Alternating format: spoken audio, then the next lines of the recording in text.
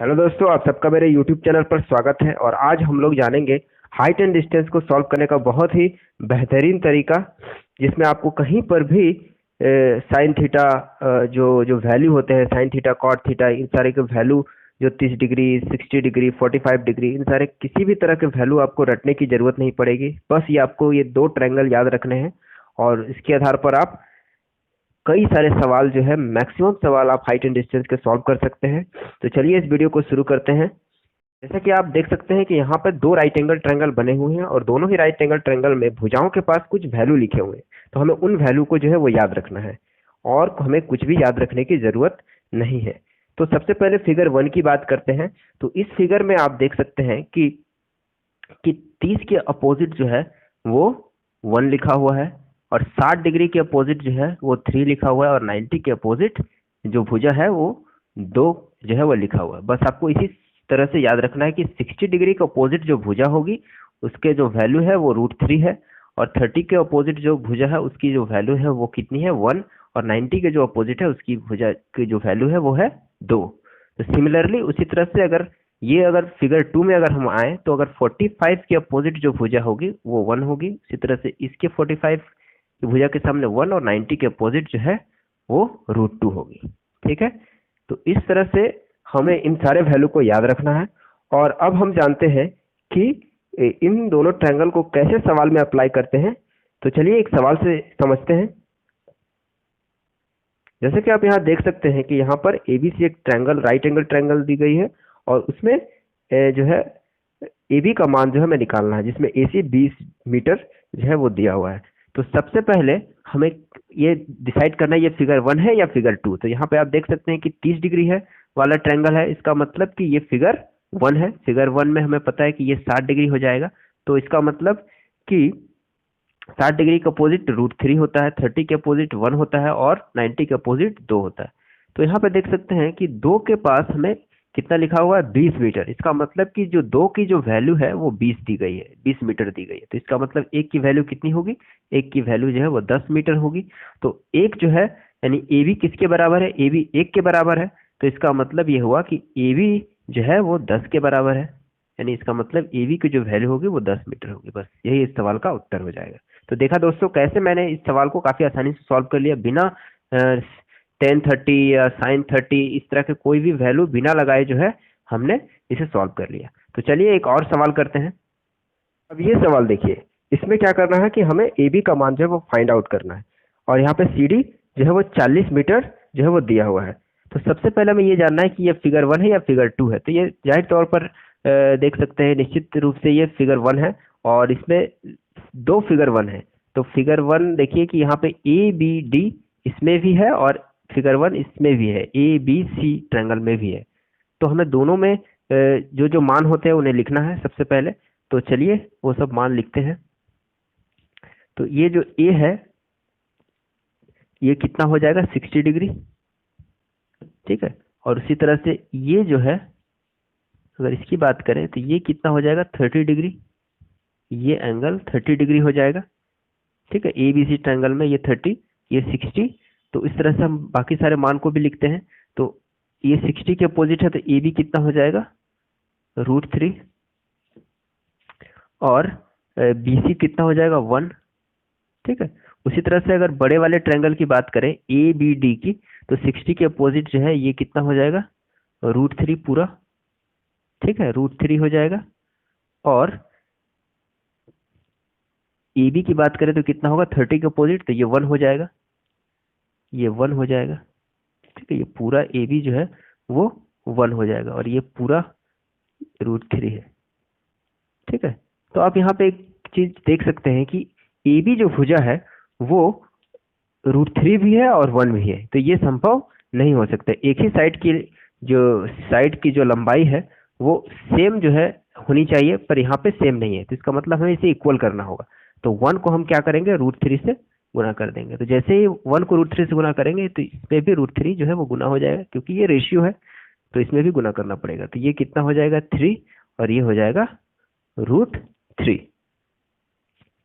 ठीक है, तो अब आप देख सकते हैं कि बीडी की जो लंबाई है वो 3 है और बीसी की जो लंबाई है वो आप यहाँ पे देख सकते हैं कि जो BD की जो लंबाई है वो 3 है और BC की जो लंबाई है वो 1 है। तो CD की जो लंबाई होगी वो कितनी हो जाएगी, 3 माइनस 1 मतलब कि 2। और CD की जो वैल्यू है आप देख सकते हैं, ये CD जो है उसकी लंबाई 40 मीटर दी गई है।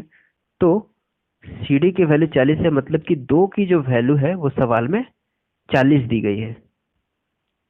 तो इसका मतलब 1 की जो वैल्यू कितनी होगी, 20। अब 1 की वैल्यू 20 है तो हमें निकालना कौन सा है, तो हमें AB निकालना है। यानी AB कितना है, AB है √3। AB की जो लंबाई कितनी है, √3 है। तो इसका मतलब AB इक्वल टू क्या हो जाएगा, 1 की वैल्यू अगर 20 है तो √3 की वैल्यू कितनी होगी, 20√3। इतना मीटर, यही इस सवाल का क्या हो जाएगा, उत्तर। तो आशा करता हूँ आपको ये सवाल समझ में आ गया होगा। तो चलिए एक और सवाल सॉल्व करते हैं और इसे हम अच्छे से समझते हैं इस कॉन्सेप्ट को। ये सवाल देखिए, इसमें क्या है कि AB बराबर 8 मीटर दिया हुआ है तो हमें AC निकालना है।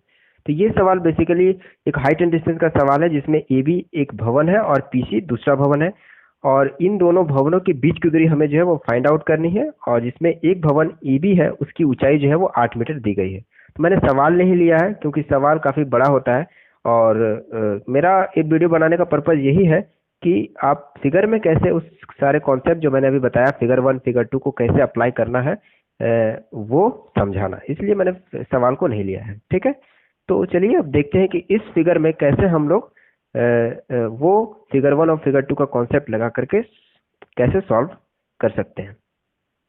तो यहाँ पर आप देख सकते हैं कि BDP जो राइट एंगल ट्रायंगल है, इसमें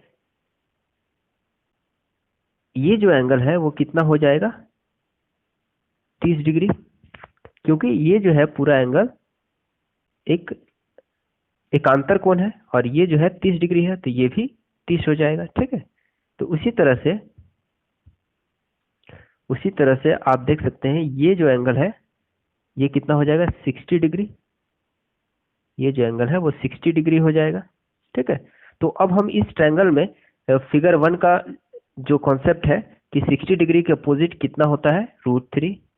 तो यहाँ पे √3 लिखेंगे। 30 के अपोजिट कितना होता है, 1, तो यहाँ पे 1 लिखेंगे। ठीक है, उसके बाद अब ये देखिए ये एंगल कितना है, पूरा का पूरा ये जो एंगल है ये 45 है। ये पूरा का पूरा ये एंगल 45 है, तो ये एंगल कितना हो जाएगा, 45, क्योंकि ये भी एक क्या है, ये पूरा का पूरा एकांतर कोण है। ठीक है, तो अब इस राइट एंगल ट्रायंगल में देखिए ACP ये जो है ये भी 45 हो जाएगा। ठीक है, तो इसका मतलब ये हुआ कि ACP में फिगर 2 का कॉन्सेप्ट लगेगा। तो फिगर 2 में क्या है कि 45 का जो अपोजिट एंगल होता है उसमें 1 लिखना पड़ता है, ये 1 होगा और ये भी 1 होगा। तो आप यहाँ देख सकते हैं कि AC और BD दोनों ही इन दोनों भवनों के बीच की दूरी ही है। तो इसका मतलब ये दोनों को बराबर होना चाहिए था, लेकिन यहाँ पे 1 है और यहाँ पर √3 है, तो इन दोनों को इक्वल करना होगा। तो इसका मतलब यहाँ √3 से गुना करना होगा, तो यहाँ पर भी √3 से ही गुना होगा। तो इसका मतलब ये हो जाएगा √3 और ये भी √3 हो जाएगा। ठीक है, अब हमें ये जानना है कि CD कितना है। क्यों, क्योंकि यहाँ पे हमें पता है कि AB और CD जो है वो दोनों बराबर है। तो हमें AB का मान पता है, इसलिए हमें CD पहले निकालना होगा। CD कितना है, तो CD जो है यानी CD इक्वल टू क्या होगा, CD इक्वल टू आप देख सकते हैं कि PC से अगर मैं PD को घटा दूं तो CD आ जाएगा। तो PC माइनस, यानी ये क्या होगा, PC माइनस PD, यानी PC माइनस PD कर दूं तो हो जाएगा। तो PC की जो वैल्यू है वो √3 है और PD की जो वैल्यू है वो 1 है, तो √3 माइनस 1। और CD जो है वो AB के बराबर है, ये CD जो है वो AB के बराबर है, इसलिए यहाँ पे हम AB जो है वो लिख सकते हैं। तो AB बराबर हो गया √3 माइनस 1। अब सवाल में जो है AB का जो मान दिया हुआ वो 8 मीटर है, तो इसका मतलब ये हुआ कि √3 माइनस 1 की जो वैल्यू है वो 8 है, तो 1 की जो वैल्यू है वो कितनी होगी, 8 बाई √3 माइनस 1। ठीक है, अब इसे हम सॉल्व करते हैं। तो 8/√3 माइनस 1, इसे अगर हम रेशनलाइज कर दें तो कितना हो जाएगा, √3 एक बार प्लस में ऊपर और नीचे प्लस √3 + 1। तो ये नीचे गुना होगा तो 3 - 1 2, और ये 2 से ऊपर कट जाएगा तो 4 हो जाएगा। मतलब कि ये सॉल्व करने पर ये आएगा 4 × √3 + 1। ठीक है, तो ये जो है वो क्या हो गया, एक की वैल्यू, मतलब कि एक की जो वैल्यू है वो 4 × √3 + 1 है। ठीक है, तो हमें क्या फाइंड आउट करना है, हमें यहाँ पे AC फाइंड करना है। ठीक है, तो AC फाइंड करना, तो AC की जो लंबाई है वो कितनी है, √3 है।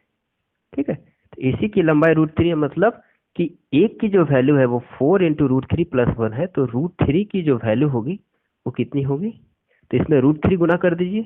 √3 गुना करेंगे तो ये 4 है, और इसमें √3 गुना होगा तो ये 3 हो जाएगा, और ये 1 में √3 गुना होगा तो ये √3 हो जाएगा। मतलब कि √3 की वैल्यू कितनी होगी, 4 × √3 + 3 + √3। ठीक है, इतना मीटर। तो √3 क्या है, ये कुछ नहीं है, ये जो है AC है। AC = तब क्या हो जाएगा, 4 × 3 + √3 हो जाएगा, इतना मीटर। तो यही इस सवाल का उत्तर हो जाएगा। ठीक है, तो आशा करता हूँ दोस्तों ये आपको ये समझ आ गया होगा ये सवाल। तो आप इसी तरह से आप किसी भी हाइट एंड डिस्टेंस के सवाल में इस कॉन्सेप्ट, इन दोनों फिगर के कॉन्सेप्ट का यूज कर सकते हैं। तो चलिए अब मैं विदा लेता हूँ, तो फिर मिलेंगे अगली वीडियो में। Thanks for watching.